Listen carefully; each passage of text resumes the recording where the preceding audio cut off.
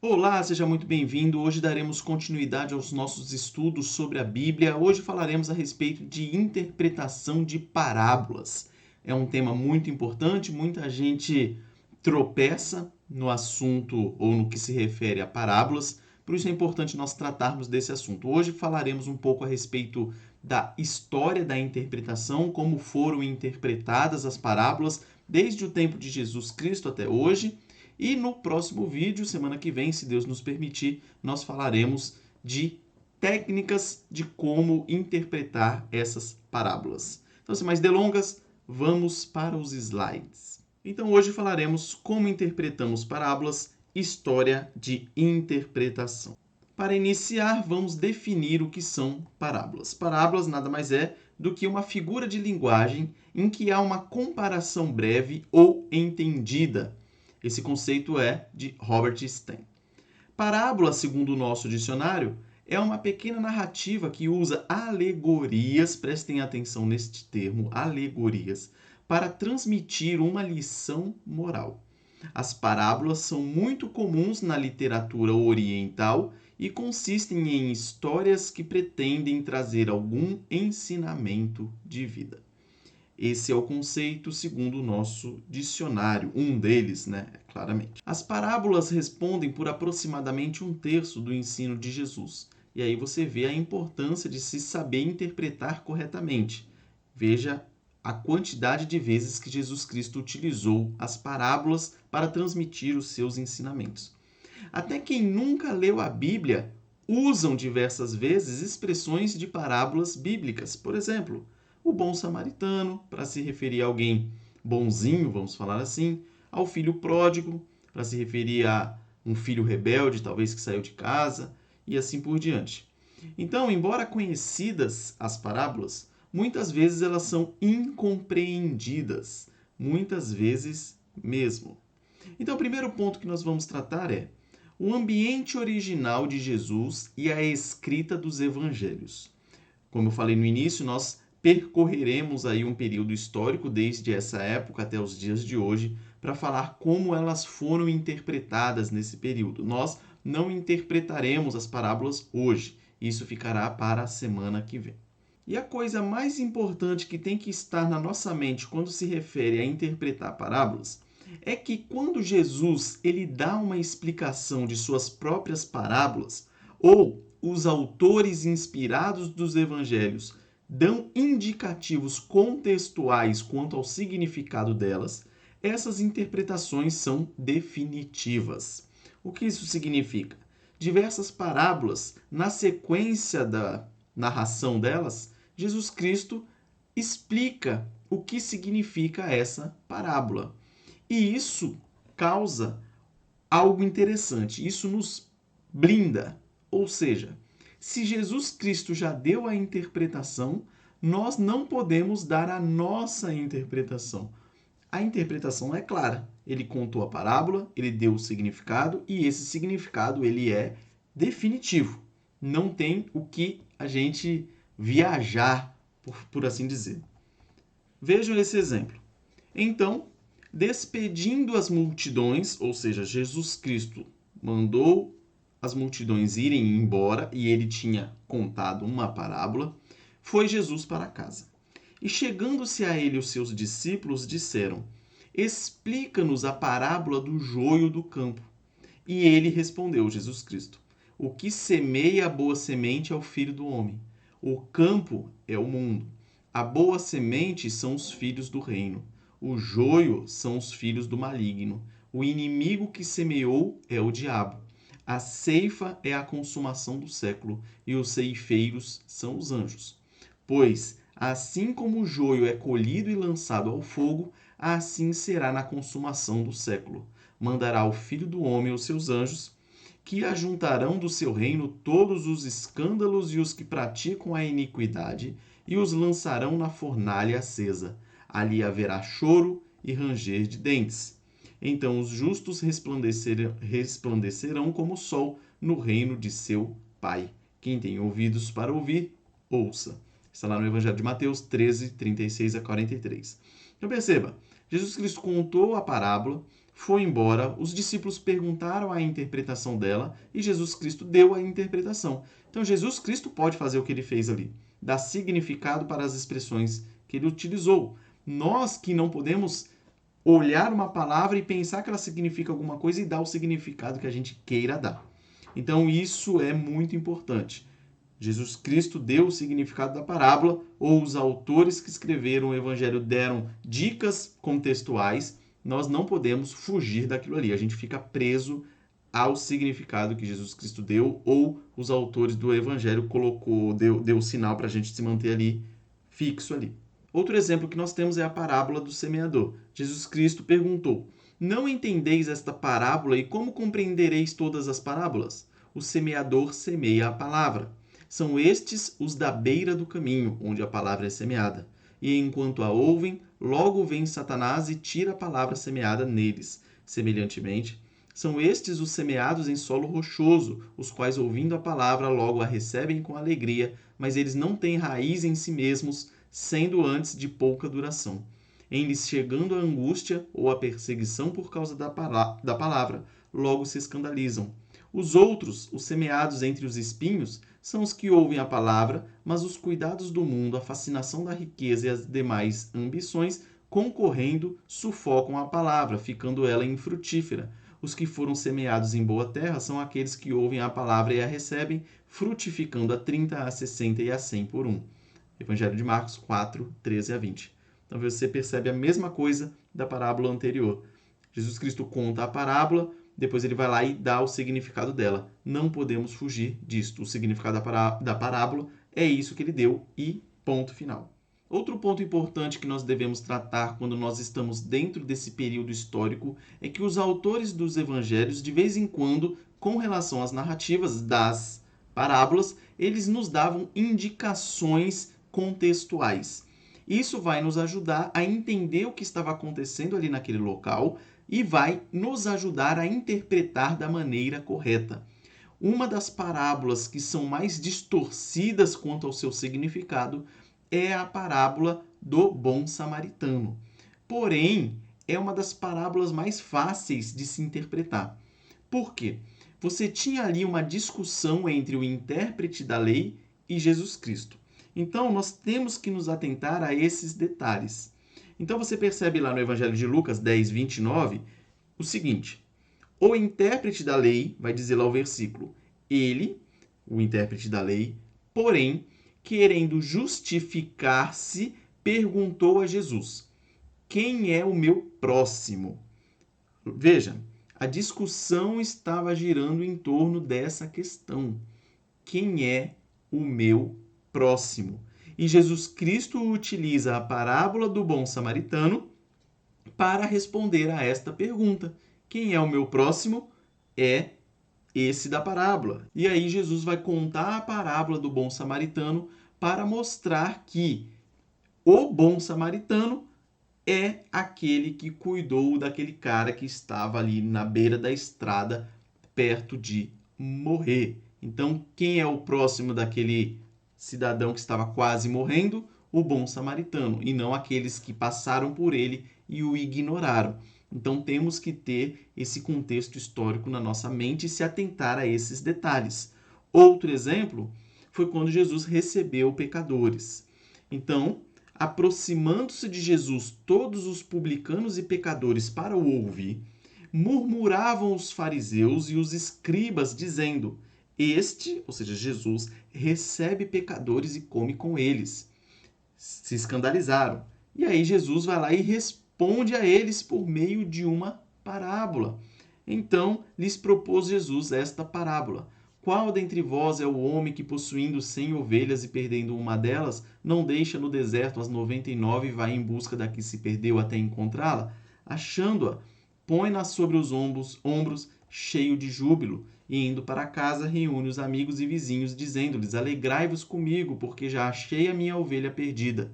Digo-vos que assim haverá maior júbilo no céu por um pecador que se arrepende do que por 99 justos que não necessitam de arrependimento. Lucas 15, 1 a 7. Então você percebe o contexto histórico, a discussão que estava acontecendo, do que os escribas e fariseus estavam acusando Jesus, e Jesus vai lá e responde por meio de uma parábola. Então você não pode pegar essa parábola da ovelha perdida e contar e começar a achar significados absurdos que não tenham ali. Então, e por isso que é importante esses detalhes do contexto histórico, que nós sempre batemos nessa tecla, é importante essas dicas contextuais que os autores dos evangelhos contam, e é importante quando Jesus ele dá a explicação da parábola que ele mesmo contou. É importante notar que, embora Jesus usasse parábolas para ilustrar verdades, também as usava para ocultar a verdade e aumentar a culpabilidade de seus oponentes que tinham o coração endurecido. Isso é importante a gente ter em mente porque muitas vezes as parábolas não são autoevidentes, não são fáceis, vamos dizer assim. E isso é importante a gente saber. Jesus Cristo utilizava-as para ilustrar verdades, mas também para ocultar a verdade. Nós temos diversos exemplos na Bíblia sobre isso. Então você percebe que algumas, por exemplo, essas de ilustrar a verdade, essas eram claramente entendidas pelo pessoal. Veja lá no Evangelho de Marcos 12:12, quando diz lá que, e procuravam prendê-lo, mas temiam o povo, porque compreenderam que contra eles quem? Principais sacerdotes, os escribas e os anciãos, proferira esta parábola. Então, desistindo, retiraram-se. Então você percebe que parábolas, algumas delas eram claramente evidentes. Eles entendiam, tanto é que eles entenderam que eram contra eles e tentaram prender Jesus, mas temiam a multidão e não fizeram nada. Outro exemplo é quando Jesus Cristo contou a parábola do bom samaritano. E depois ele perguntou para o intérprete da lei: qual destes três te parece ter sido próximo do homem que caiu nas mãos dos salteadores? Respondeu-lhe o intérprete da lei: o que usou de misericórdia para com ele, que foi o samaritano. Então lhe disse Jesus: vai e procede tu de igual modo. Veja, ele entendeu corretamente a parábola do bom samaritano. E aí ele foi lá, respondeu corretamente e Jesus Cristo falou para ele ir fazer da mesma maneira. Porém, algumas parábolas não tinham esse mesmo objetivo de serem claramente entendíveis. Veja no Evangelho de Marcos 4, 11 e 12. Jesus Cristo respondeu: a vós outros vos é dado conhecer o mistério do reino de Deus, ou seja, aos seus discípulos, mas aos de fora tudo se ensina por meio de parábolas, para que vendo, vejam e não percebam, e ouvindo, ouçam e não entendam, para que não venham a converter-se e haja perdão para eles. E com muitas parábolas semelhantes lhes expunha a palavra, conforme permitia a capacidade dos ouvintes, e sem parábolas não lhes falava. Tudo, porém, explicava em particular aos seus próprios discípulos. Então perceba, Jesus Cristo não utilizava parábolas para serem claramente entendíveis por todo mundo, não. Algumas eram explicadas especificamente para os seus discípulos em particular. É por este motivo, pois, que Deus lhes manda a operação do erro, para darem crédito à mentira, a fim de serem julgados todos quantos não deram crédito à verdade. Antes, pelo contrário, deleitaram-se com a injustiça. 2 Tessalonicenses 2, 11 e 12. Perceba, aos rebeldes, Deus manda a operação do erro. Ele aumenta a culpabilidade deles, dando as parábolas, por meio das parábolas estas que eles não entenderiam. Afinal, a gente só entende algo quando o Espírito Santo intervém. Então, muitas vezes, as parábolas não eram mesmo para serem entendidas por aqueles que eram rebeldes contra o Evangelho. E agora nós entramos no segundo período histórico, que vai da Igreja Primitiva à Reforma Protestante, 1517. Esse longo período é muito importante. Por quê? Logo no final do Novo Testamento, ali no início da igreja cristã ainda, você tem um crescimento muito forte da interpretação alegórica. Nós já falamos em vídeos anteriores a respeito da alegoria, que nada mais é do que você inventar significado que não está lá no texto. Inventar significado para detalhes que não foram tensionadas pelos autores bíblicos. E essa interpretação alegórica ela cresceu demais nesse período. Exemplo disso é que toda a interpretação antiga da parábola do bom samaritano, que nós já dissemos dela anteriormente, tratam-na como uma mensagem alegórica de salvação em que o bom samaritano significa Jesus. Porém, Jesus conta essa parábola visando responder à pergunta: quem é o meu próximo? Simples assim, como nós já dissemos anteriormente. Mas muita gente inovou nessa interpretação da parábola do bom samaritano. Então aqui nós temos um trechinho um pouco maior da parábola do bom samaritano que nós já citamos anteriormente. Ele, ou seja, o intérprete da lei que estava naquela discussão com Jesus Cristo, porém querendo justificar-se, perguntou a Jesus: quem é o meu próximo? Jesus prosseguiu dizendo, ou seja, respondeu ele por meio da parábola: certo homem descia de Jerusalém para Jericó e veio a cair em mãos de salteadores, os quais, depois de tudo lhe roubarem e lhe causarem muitos ferimentos, retiraram-se, deixando-o semi-morto. E aí Jesus Cristo está contando a parábola. E no decorrer da parábola, Jesus Cristo vai falar que muitos passaram pelo homem lá que estava semi-morto e o ignoraram, até que o samaritano, que era muito mal visto pelos judeus, foi lá, recebeu ele, cuidou dele e tudo mais. Uma parábola bem famosa, acredito que todos a conheçam. Se não conhece, dê uma lidinha lá no Evangelho de Lucas, capítulo 10. E você percebe que nessa parábola você tem muitas palavras, muitos detalhes, mas que todos eles serviriam apenas para responder a pergunta de quem é o meu próximo. Porém, muitos interpretaram essas palavras e esses detalhes de forma equivocada. Perceba o nível do desvirtuamento da parábola que foi feita por Orígenes, que viveu entre os anos 185 a 254 da era cristã. Então ele explicou a parábola do bom samaritano da seguinte maneira: o homem que desceu para Jericó, ele diz que era Adão. Jerusalém, ele diz que é o paraíso. Jericó, ele fala que é o mundo. Salteadores, ele fala que são os poderes hostis. O sacerdote que passou pelo homem caído, ele diz que é a lei, ou representa a lei. O levita, que também passou por ele, ele chama ele diz que representa os profetas. O samaritano, ele diz que representa Cristo. As feridas no homem significam desobediência, vícios e pecado. E o jumento que passou, que o samaritano utilizou, representa o corpo do Senhor que levou nossos pecados. A hospedaria onde ele foi deixado significa a igreja. Os 2 denários que o samaritano deixou com o dono da hospedaria significa o conhecimento do pai e do filho. O hospedeiro significa o chefe da igreja e o retorno prometido do samaritano representa a segunda vinda do Salvador. Aí você observa isso, é até bonito, é até legal, porém não é bíblico. Simples assim. E isso abre margem para a pessoa interpretar da maneira como ela bem entender. E isso é, claro, um erro. Então esse estilo de interpretação alegórica ele durou muito tempo, desde a igreja primitiva até a reforma protestante. Hoje ainda nós temos algumas pinceladas aqui ou ali dessa interpretação alegórica, daqui a pouco a gente vai falar mais um pouquinho sobre ela, mas influenciou muito a interpretação da Bíblia nesse período, e não só das parábolas, também de praticamente todas as passagens bíblicas. Depois nós entramos no período da reforma protestante. Os reformadores eles censuraram os métodos alegóricos de seus antepassados. Então os reformadores disseram lá, ora, nós temos que buscar o sentido literal do texto. Devemos observar o contexto histórico, o que os autores bíblicos quiseram dizer e para quem eles quiseram dizer, como eles disseram e tudo mais, e sem inventar bobagens, vamos falar assim.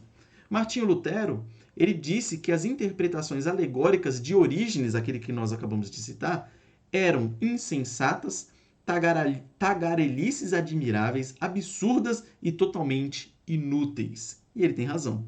Uma interpretação alegórica daquela forma como ele passou é inútil, é algo absurdo, é algo que não serve para nada. Afinal, você não vai estar lendo a palavra de Deus, você vai estar lendo qualquer coisa que saia da sua cabeça que você interpretou da maneira como quis.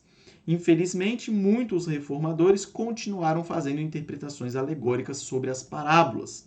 E isso nós não sabemos o motivo, se foi proposital ou às vezes por preguiça ou qualquer coisa assim.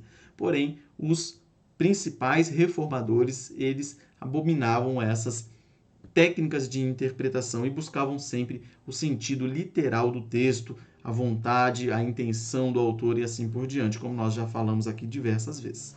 Depois nós entramos no período da Reforma Protestante aos dias de hoje, o período até que nós estamos vivendo.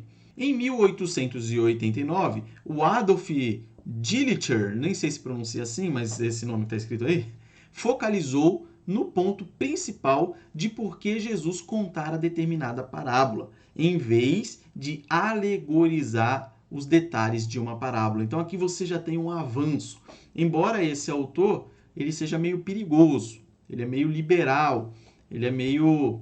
não acredita muito na literalidade da Bíblia e tudo mais, mas ele deu aqui um ponto inicial nessa questão de buscar qual foi a intenção de Jesus ao contar uma parábola. Isso é essencial. Qual é a intenção de Jesus ao contar a parábola? Isso você já resolve aí diversos problemas.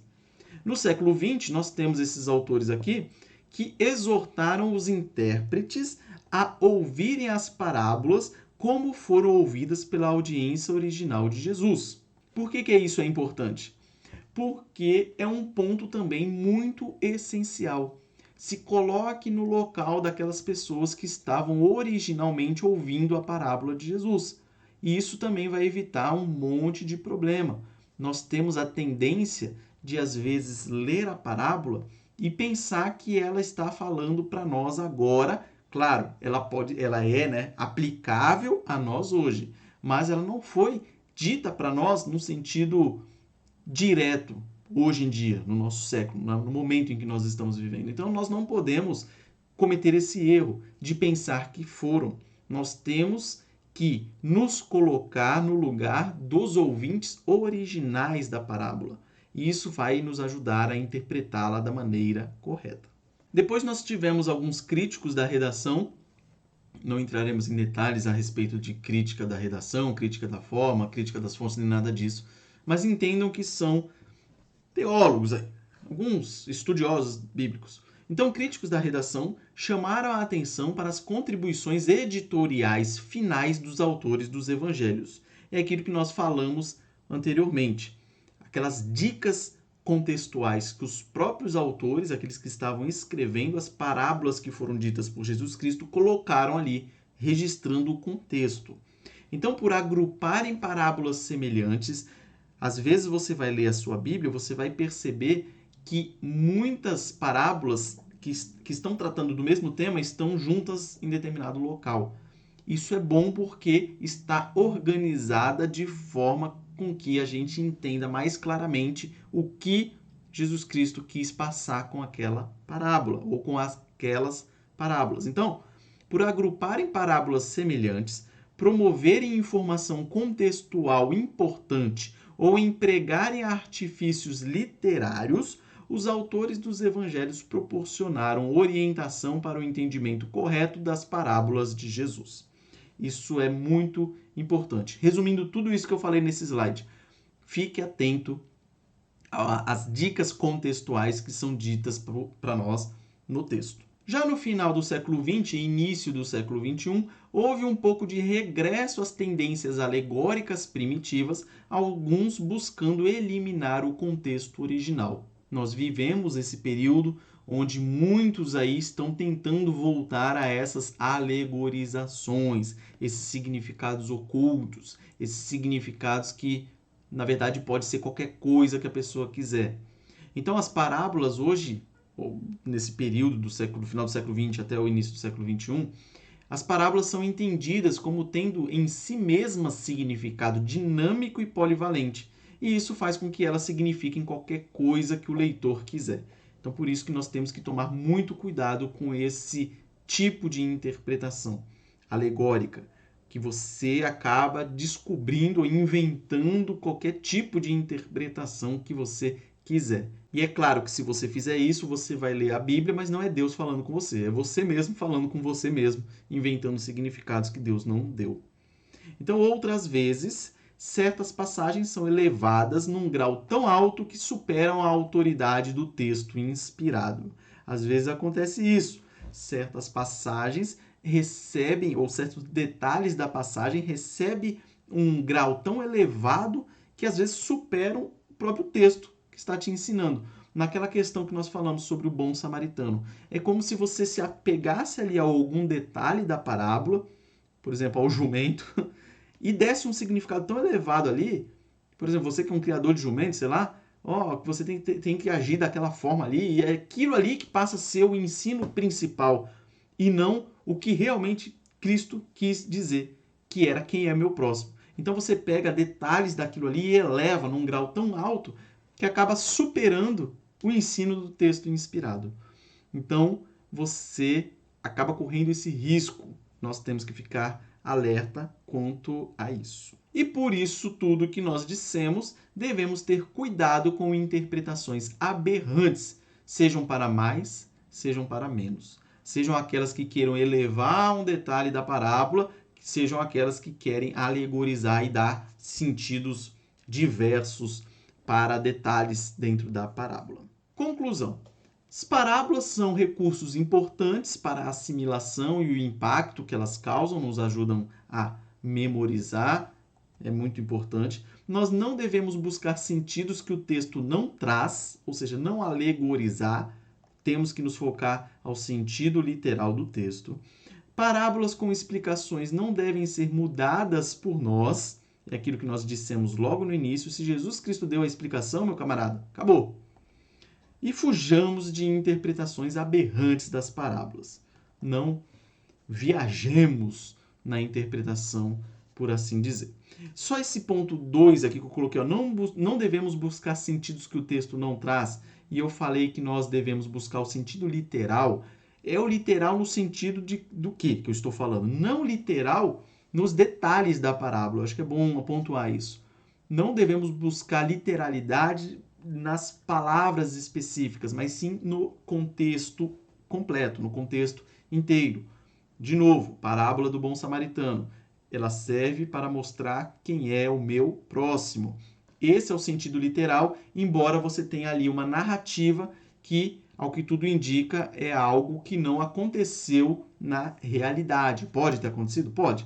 Mas, ao que tudo indica, por ser uma parábola, pode ser uma história que Jesus inventou para passar o ensino de quem é o meu próximo. Então, se atentem só a esse detalhe aí que eu achei agora que pode causar algum tipo de confusão. Então, sentido literal do sentido que original que Jesus lá quis dar e não detalhezinhos, beleza? Então, com isso, nós encerramos o vídeo de hoje. Caso tenha ficado alguma dúvida, por gentileza, mande aí nos comentários. E que Deus abençoe grandemente a sua vida, abençoe essa semana que se inicia. Um forte abraço e nos vemos aqui na semana que vem, se Deus quiser.